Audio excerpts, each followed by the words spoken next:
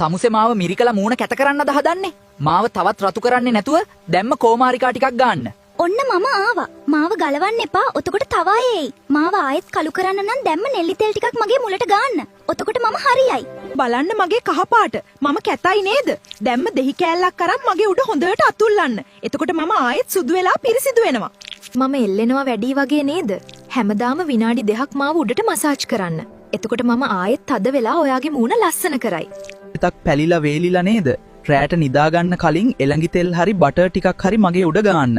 උදේට මම පට්ට සිනිදුයි. තමුසේ මාව මිරිකලා මූණ කැත කරන්නද හදන්නේ?